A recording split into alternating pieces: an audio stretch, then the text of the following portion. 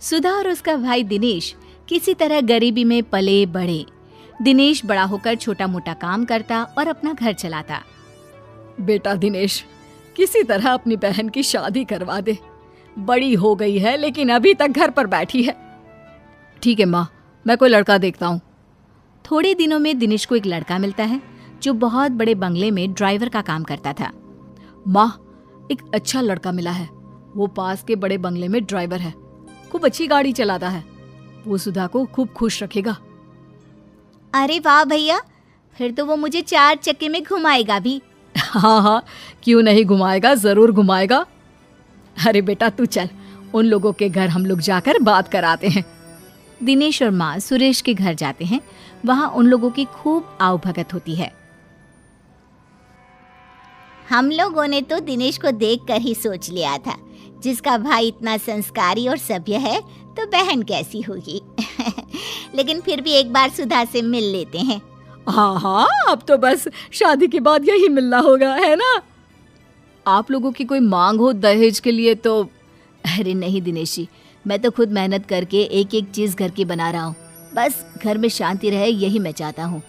दिनेश और माँ बहुत खुश होकर घर आ जाते हैं। अरे सुधा, तेरी तो किस्मत ही खुल गई है। क्या लड़का है। माँ भी उसकी बहुत अच्छी है। कितने सीधे लोग हैं। माँ, घर में क्या क्या था? कितना बड़ा घर था? रंगीन टीवी थी ना? और लड़की की माँ ज्यादा चपर चपर तो नहीं कर रही थी ना? नहीं सुधा, ये सब तो नहीं था, लेकिन लड़के ने वादा किया था कि वो मेहनत करके सब कुछ घर में ले लेगा। बस उसे एक अच्छी लड़की चाहिए जो घर में शांति रखे। क्या? कुछ भी नहीं था? नहीं नहीं, मैं ऐसे घर में नहीं करूंगी शादी। यहाँ भी परेशानी, ससुराल जाओ तो वहाँ भी परेशानी। अरे परेशानी रहना है तो मैं अपने घर में क्यों ना रानी बनकर रहूं? किसी और के घर में नौकरानी बनकर परेशान रहने से तो वही अच्छा है ना। अरे कैसी बात कर रही है बेटा? कल को दिनेश की भी शादी होगी, भाभी आएगी, तो क्या तुम सर पर बैठी रहोगी? तो क्या ये घर मेरा नहीं है माँ? और कल को किसी और को आना है तो इस चक्कर में मैं कहीं भी चली जाऊं? वो कहीं भी नहीं, ससुराल होने वाला है तेरा सुधा। लेकिन सुधा नहीं मानती। पर माँ क्या करती? बेटी को घर पर तो नहीं बिठा सकती थी। दिनेश, पूछ अपनी बहन से क्या करे कि वो शादी कर ले। दिनेश बहन से पूछता है कि वो शादी के लिए क्या चाहती है। मुझे महंगा रंगीन टीवी, फ्रिज और एसी लेकर दोगे तो मैं करूंगी शादी। दिनेश क्या करता? इतना पैसा कहाँ से लाता? वो शांत होकर बाहर चला जाता है। वो रास्ते में जा रहा होता है कि उसे एक लड़की मिलती है जो सड़क के बीच में खड़ी होती है। अरे ये लड़की ऐसे क्यों खड़ी है? सामने से बस आ रही है, कहीं उसे कुचल देगी। ए लड़की, हटो वहां से। ए लड़की। दिनेश लड़की का हाथ पकड़कर उसे बस के सामने से हटा देता है। क्या हो गया? तुम आत्महत्या क्यों कर रही थी? क्यों बचाया आपने मुझे मर जाने देते? वैसे भी आज नहीं तो कल मरना ही तो है मुझे। अरे ऐसी बात क्यों कर रही हो? बताओ मुझे, क्या कर सकता हूँ तुम्हारे लिए? नहीं, मेरे लिए कोई कुछ नहीं कर सकता। मेरे माता पिता मेरी शादी एक बड़ी उम्र के आदमी से करवा रहे हैं। क्यों? क्या वो गरीब है?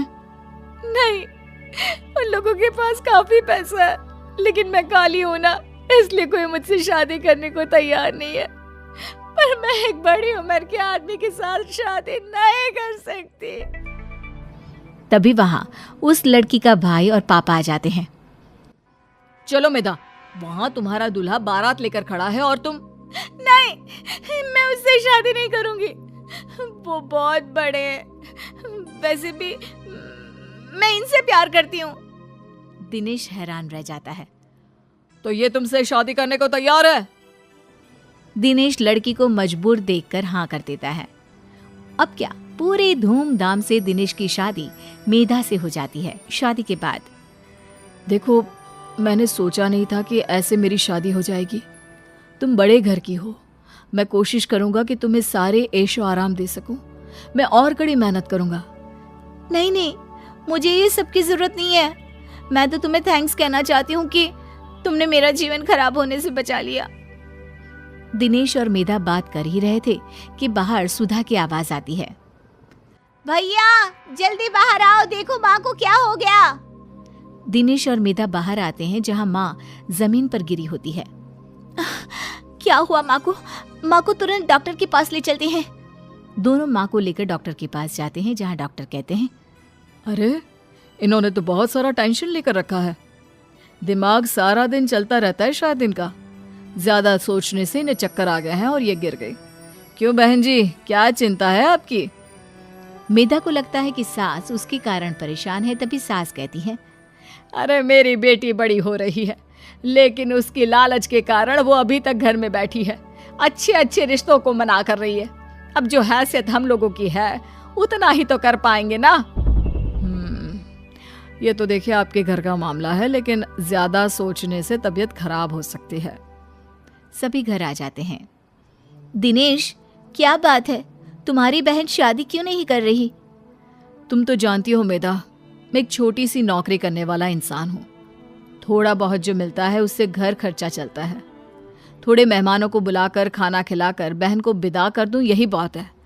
लेकिन उसकी इच्छाएं और ख्वाहिशें बहुत हैं, इसलिए मैं उसकी शादी नहीं करवा पा रहा हूँ। सुधा को तो मेहनती और काम करने वाले लड़के मिल रहे हैं। वो तो मेहनत से बड़ी चीज खड़ी कर सकते हैं। फिर क्यों मना करना? मैं बात करती हूँ। क्या बात है सुधा, क्यों शादी नहीं करना चाहती हो? आप भी तो शादी नहीं कर रही थी ना, फिर क्यों की? अरे वो शादी नहीं थी, दबाव था अपने से बड़े आदमी से शादी करने का। तो भाभी, इस घर में आपके पिता ने आपको सारी सुख सुविधा की चीजें दी है ना? बड़ा टीवी, ठंडा पानी, सब कुछ मिल रहा है ना यहाँ पर। तो फिर मैं गरीबों वाली जिंदगी क्यों जीऊं? अरे कहाँ से लाएगा तेरा भाई ये सारी चीजें जिसे देखकर मैं तेरी शादी कर दूं? लड़के खड़े हैं बिना दहेज की शादी के लिए, लेकिन ये लड़की अरे इतनी लालची है कि भाई का सोच भी नहीं रही है। कोई बात नहीं माँ जी, आप गुस्सा ना करें। ये सारा सामान नया ही है सुधा। मैं कल ही किसी को बुलाकर पैक करवा देती हूँ। ये तुम अपने साथ ले जाना, मैं और दिनेश फिर खरीद लेंगे। अरे नहीं नहीं बहू, ये तेरे पिता ने तेरे लिए दिया है, तू कैसे रहेगी इन सब के बिना? माँ, मेरे लिए दिनेश सबसे ज्यादा मायने रखते हैं। वो ठीक रहे तो ये सब तो हम फिर कभी भी ले सकते हैं। अरे जीती रह बहू, तूने तो मेरी बड़ी समस्या का समाधान कर दिया। फिर क्या, मेधा का सारा सामान सुधा की शादी में चला जाता है। उसकी शादी हो जाती है और सास कृपया हमारे चैनल को लाइक और शेयर करो और चैनल सब्सक्राइब करके बेल आइकॉन प्रेस करो।